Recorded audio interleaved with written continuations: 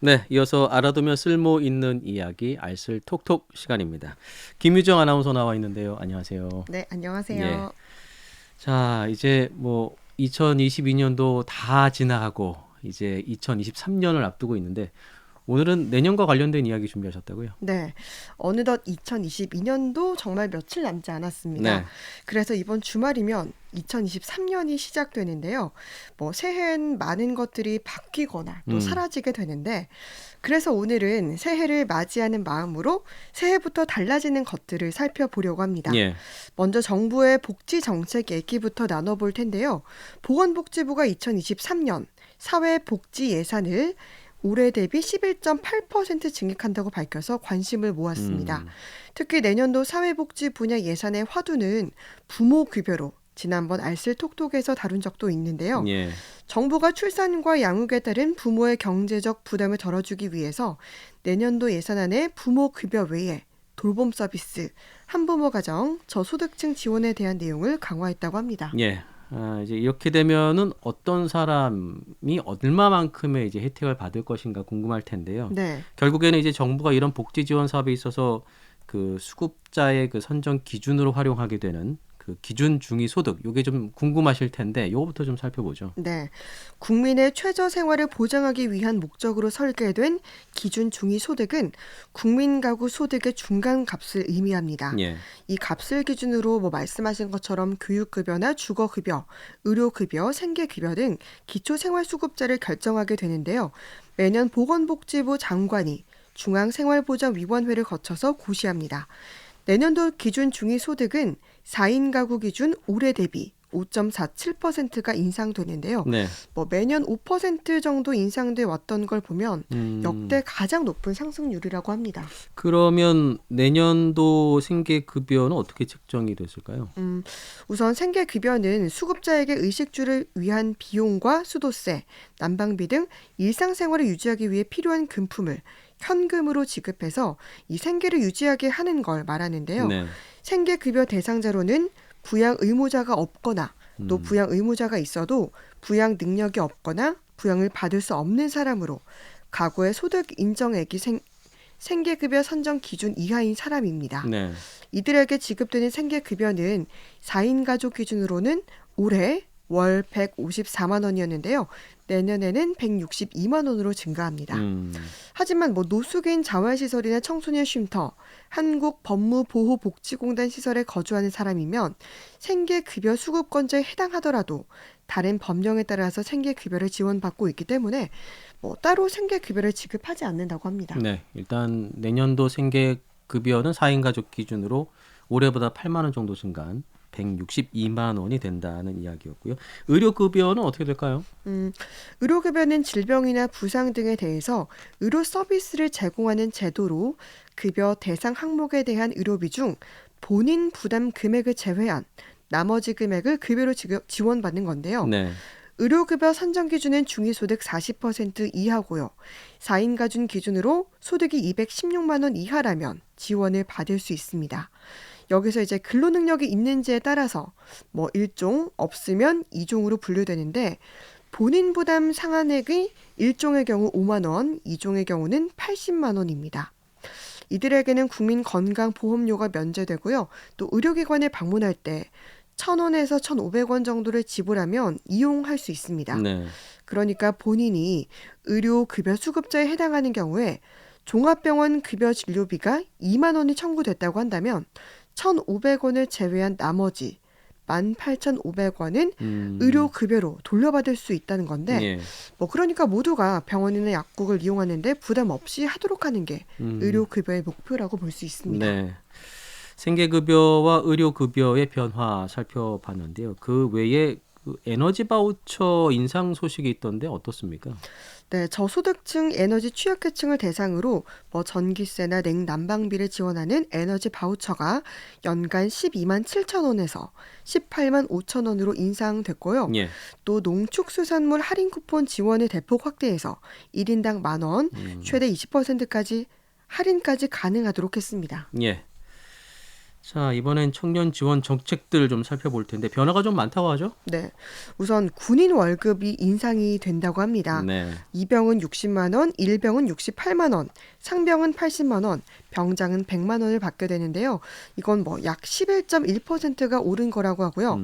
병장을 사회 진출 지원금을 포함하면 132만 3,900원을 받을 수 있다고 합니다.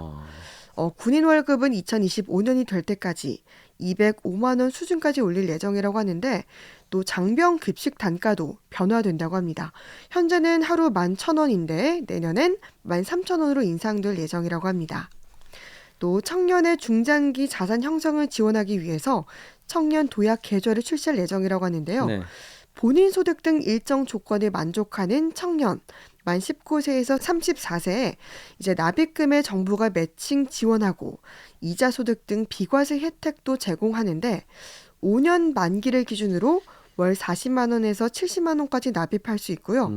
또 정부에서는 납입액의 최대 6%를 지원한다고 합니다. 예.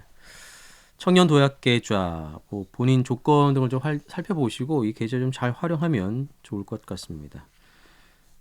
그리고 유통기한이 사라진다는 이야기 있던데요. 네, 음식이나 식재료 또 유제품 등 우리가 먹을 수 있는 재료들에 표시되는 뭐 날짜 기한, 유통기한 표기가 사라진다고 합니다. 예. 유통기한은 제품 제조일로부터 소비자에게 판매가 허용되는 기간을 뜻하는데요. 보통 유통기한이 지나면 뭐 먹지 못한다라고 생각을 그렇죠. 하면서 네. 버리는 경우가 많잖아요. 맞습니다. 이렇게 이제 발생하는 음식물 쓰레기 양이 굉장히 많고 또 처리하는 비용도 연간 1조 5천억 원 이상이 든다고 합니다. 네. 그래서 내년부터는 이 식품의 유통기한이라는 표기 대신에 소비기한을 표기한다고 합니다. 소비기한이요. 네. 이 소비기한은 식품을 섭취할 수 있는 기한으로 표시된 보관 방법을 준수한다면 섭취에도 이상이 없는 기한을 뜻하는데요. 네. 우유의 경우는 유통기한이 10일이라면 소비기한은 50일이 되고요.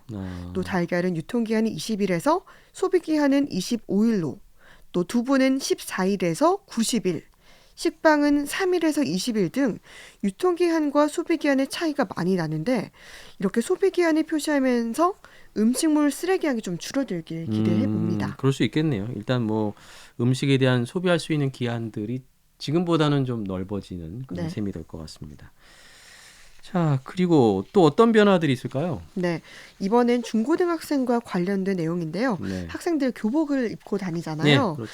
보통 뭐 교복의 디자인이 많긴 하지만 체크무늬 교복을 많이 떠올리실 네네. 텐데 내년부터는 이 체크무늬 교복도 입을 수 없게 된다고 합니다. 그래요? 네.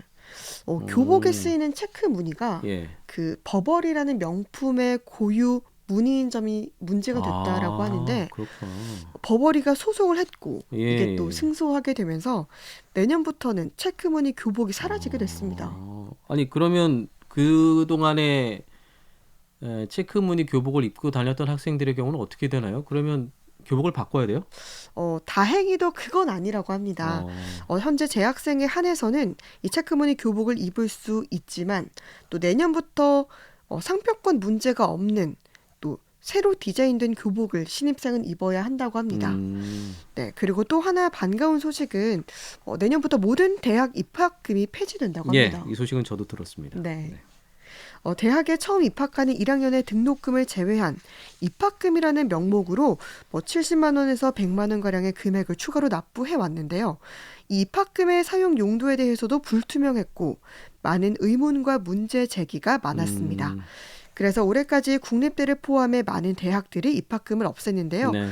내년부터는 거의 모든 대학교 입학금이 폐지된다고 합니다. 하지만 대학원생은 적용이 안 된다는 점 참고하시기 바랍니다. 예. 체크무늬 교복도 이제는 더 이상 입을 수 없는 추억의 아이템이 될 것 같네요. 네. 그리고 내년도의 그 최저시급은 어떻게 될까요? 현재 지금 최저시급이 9,160원인데요. 예, 그렇죠. 내년에는 460원 오른 9,620원으로 인상될 예정입니다. 이건 올해 대비 5% 인상률이라고 하는데요. 하루 8시간 근무를 하면 최저 1급은 76,960원이 되고요. 최저 월급은 201만 580원이 됩니다. 만약 4대 보험에 가입돼 있다면 실수령액은 약 181만 원 정도가 되는데 네. 여기에 주휴수당이 포함되어 있는데요. 지금 정부에서 이 주휴수당을 폐지하려고 한다고 합니다.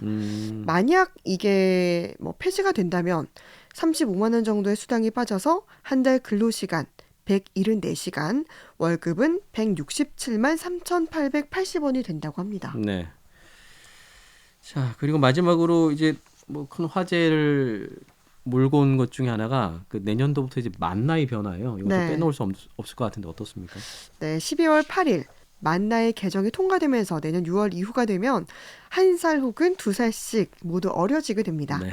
현재 우리나라에서 나이는 민법에 따라 만 나이로 계산하는 게 원칙이긴 하지만 일상생활에선 출생한 날부터 바로 1살로 여겨서 매해 1살씩 증가하는 이른바 새는 나이를 사용해 왔는데요.